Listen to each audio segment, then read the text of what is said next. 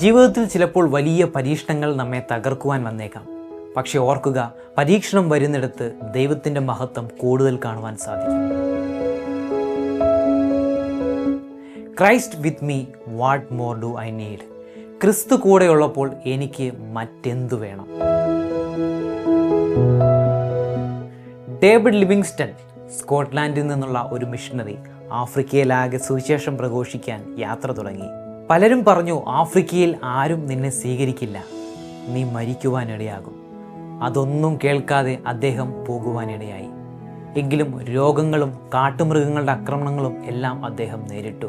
എന്നിട്ടും അദ്ദേഹം ഒരു വാചകം മാത്രം പറഞ്ഞു, Christ with me, what more do I need? ക്രിസ്തു കൂടെയുള്ളപ്പോൾ എനിക്ക് മറ്റെന്ത് വേണം? ജീവിതം മുഴുവൻ ആത്മാർത്ഥമായി ദൈവത്തിനു വേണ്ടി അദ്ദേഹം ജീവിച്ചു. അദ്ദേഹം മരിച്ചപ്പോൾ ആഫ്രിക്കൻ ജനങ്ങൾ അദ്ദേഹത്തിൻ്റെ ഹൃദയം സ്വദേശത്ത് തന്നെ മണ്ണിലടക്കി. കാരണം അദ്ദേഹത്തിൻ്റെ ഹൃദയം ആഫ്രിക്കയിലെ ജനങ്ങളുടെ കൂടെയായിരുന്നു. അദ്ദേഹത്തിൻ്റെ ശുശ്രൂഷ, ജോലി, ത്യാഗം, വിശ്വാസം ഇന്നും ലോകത്തെ പ്രചോദിപ്പിക്കുന്നു. യെശയ്യാവിൻ്റെ പുസ്തകം 41:10 ഇങ്ങനെ പറയുന്നു, നീ ഭയപ്പെടേണ്ട, ഞാൻ നിന്നോട് കൂടെയുണ്ട്. നീ ഭ്രമിച്ചു നോക്കേണ്ട, ഞാൻ നിന്റെ ദൈവമാകുന്നു. ഞാൻ നിന്നെ ശക്തീകരിക്കും, ഞാൻ നിന്നെ സഹായിക്കും. എൻ്റെ നീതിയുള്ള വലം കൈകൊണ്ട് ഞാൻ നിന്നെ താങ്ങും. ദൈവം നമ്മെ വിട്ടുകളയുകയില്ല. ഒരുപടി മുന്നോട്ടു പോകാനും വീണ്ടും ശ്രമിക്കുവാനും ഹൃദയം ഉയർത്തിപ്പിടിക്കുവാനും ദൈവം നമ്മെ ശക്തിപ്പെടുത്തും.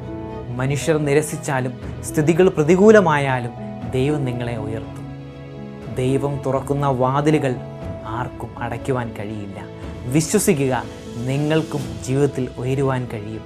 നിങ്ങൾക്കും ജീവിതത്തിൽ വിജയിക്കുവാൻ സാധിക്കും. നിങ്ങളുടെ ജീവിതവും ഒരു സാക്ഷ്യമായി തീരും. ദൈവം നിങ്ങളെ അനുഗ്രഹിക്കട്ടെ.